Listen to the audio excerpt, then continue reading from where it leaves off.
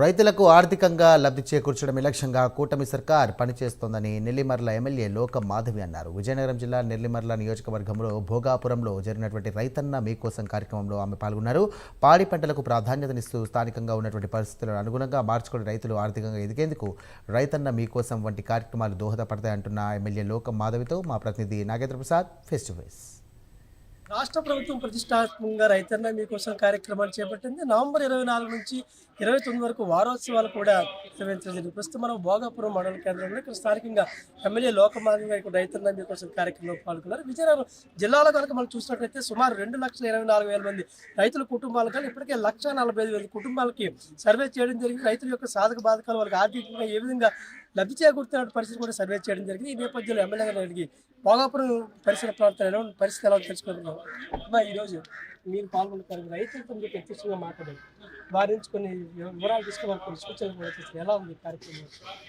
ఖచ్చితంగా ఈరోజు ఎన్డీఏ కూటమి ప్రభుత్వం ప్రతి వర్గం గురించి ఆలోచిస్తున్నది. దానిలో భాగంగా రైతన్న గురించి అయితే 200% ఆలోచిస్తున్నారు. ఎందుకంటే అన్నదాత సుఖీభవ వాళ్ళకి ప్రత్యేకంగా 20,000 రూపాయలు చేసి ఇవ్వడం, విడతల వారీగా వాళ్ళకి అందుబాటులోకి తేవడం, అలాగే ధాన్యం సేకరణ ఎక్కడా కూడా ఎటువంటి ఇబ్బందులు లేకుండా 24 గంటల లోపే వాళ్ళకి డబ్బులు పడే విధంగా ఈరోజు ధాన్యం సేకరణ చేయడం, మద్దతు ధరలు లేకుండా ఎక్కడైనా ఏ పంటలైనా నష్టానికి వెళ్తే క్రాప్ ఇవాల్యుయేషన్ చేయడం ఇమీడియట్గా డిజాస్టర్ మేనేజ్మెంట్ కింద, అలాగే మద్దతు ధర లేని పంటలు ఉంటే దానికి ఆసరాగా నిల్చోండి. ఈరోజు గుంటూరు మిర్చి అనుకోండి, పత్తి అనుకోండి, బంగాళదుంప అనుకోండి, మ్యాంగో అనుకోండి, ఇలాగ ఏదైనా కూడా ఇటు వ్యవసాయం, అటు హార్టికల్చర్, అలాగే మనకి పాడి రైతు వాళ్ళందరినీ కూడా అనుసంధానం చేసుకుంటూ ఈరోజు ప్రత్యేకమైన ప్రణాళికతో మనం ముందుకెళ్ళాలి.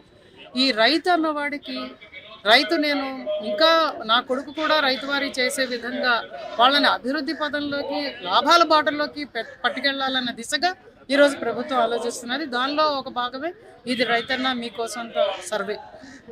దీని ద్వారా మనం ఏం చేస్తున్నామంటే పంచసూత్రాలు, నీటి భద్రత కల్పించాలి, అలాగే మనం అగ్రిటెక్ని వాడాలి, అంటే టెక్నాలజీని అగ్రికల్చర్లో వాడాలి, అలాగే మనం అనుబంధిత వ్యవసాయ అనుబంధ పరిశ్రమల్ని తీసుకురావాలి, అలాగే రైతుకి మనం అండగా నిలబడే విధంగా మనం పంచసూత్రాలను ఈరోజు ఫామ్ చేసుకుంటూ మనం ముందుకు తీసుకెళ్తాం. సో సబ్సిడీలు ఇస్తున్నాం రైతులకి, వాళ్ళకి అండగా నిలబడుతున్నాం.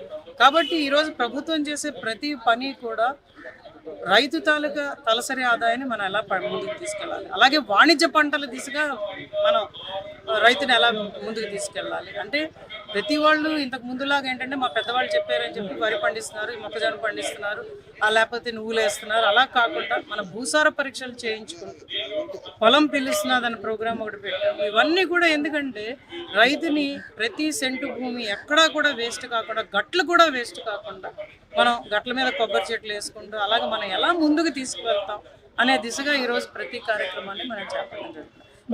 ఇక్కడ మన తీర ప్రాంతంలో 27 కిలోమీటర్ తీర ప్రాంతంలో ప్రధానంగా కొబ్బరి ఎక్కువగా, దీనికి సంబంధించి మీరు ఒక ప్రత్యేక దృష్టితో కూడా రైతులు ప్రోత్సహిస్తున్న పరిస్థితి. ఇప్పుడు మనకి కొబ్బరి తోటలు మీరు అన్నట్టుగా భోగాపురం మండలంలోని, పూసపాడు మండలంలోనే మనకు అధిక సంఖ్యలో ఉన్నాయి. ముఖ్యంగా భోగాపురం మండలంలో ఈరోజు గవర్నమెంట్ పామాయిల్ వేయమన్నా కూడా భోగాపురంలో వేయలేని పరిస్థితి, ఎందుకంటే మాకు నీళ్లు లేవు. అందుకని కొబ్బరి తోటల్ని మనం అభివృద్ధి పదంలోకి తీసుకెళ్దామని రైతులకు చెప్తున్నాం. అదే కాకుండా కొబ్బరి తోటల్లో మనం ప్రతి భూమిని కూడా మిగిలిన వ్యవసాయ క్షేత్రంగా దాన్ని మార్చుకొని పూర్తిగా దాని ద్వారా అధిక లాభాలు పొందేటట్టుగా మనం చెప్తున్నది ఏంటంటే ఈరోజు కొబ్బరి తోటలోనే ఒక పక్కనే నాటుకోళ్ల పెంపకం పెట్టుకోండి, ఇంకో పక్కనేమో ఒక 2 ఆవులు పాడే ఆవులు పెట్టుకొని చిన్న పౌడర్ వేసుకోండి, ఒక ఫార్మ్ పాండ్ పక్కన తవ్వించుకోండి. ఎందుకంటే దానికి కూడా మనం పూర్తిగా మద్దతు ఇస్తున్నాం. అలాగే కొబ్బరి తోటల్లోనేమో మొదళ్ళు మనం మామూలుగా బోధుల కింద పెట్టుకొని అక్కడ పైనాపిల్ ఒకటి, పసుపు ఒకటి, అల్లం ఒకటి పండించే దిశగా ముందుకు తీసుకెళ్ళమంటారు.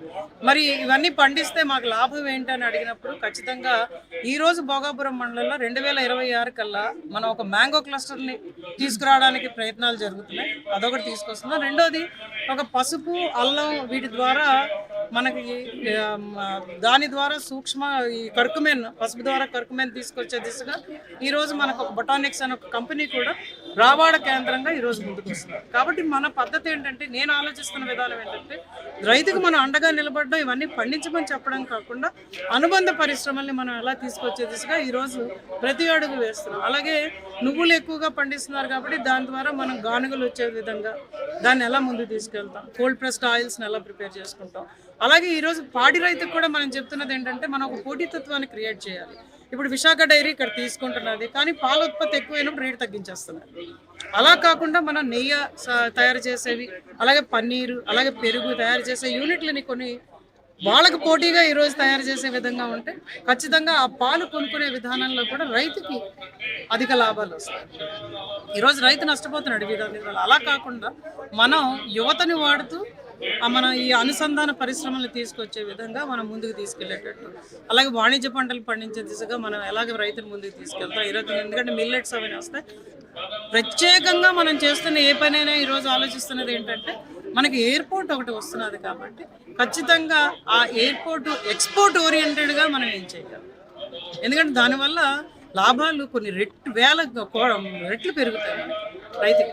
లాభసాటిగా ఉండేది వ్యవసాయం, లాభసాటిగా ఉండేది. అలాగే వాణిజ్య పంటల్ని వాళ్ళు మరింతగా కూడా వాళ్ళు సాగు చేయడం ద్వారా ఆర్థికంగా లబ్ధి పొందాలని కూడా చెప్తున్నారు. అలాగే భోగాపురం ఎయిర్పోర్ట్ వచ్చే అవకాశం ఉన్నటువంటి అంటే భోగాపురం 2026 జూన్ నాటికి భోగాపురం ఎయిర్పోర్ట్ పూర్తయ్యేటువంటి నేపథ్యంలో ఎగుమతులకి ఎగుమతుల అవకాశం ఉన్న పంటలు పండించాలని కూడా నియోజకవర్గానికి సూచిస్తున్నట్టు లోకం మాదిరిగా చెప్పినటువంటి పరిస్థితి మనకి చూసాం.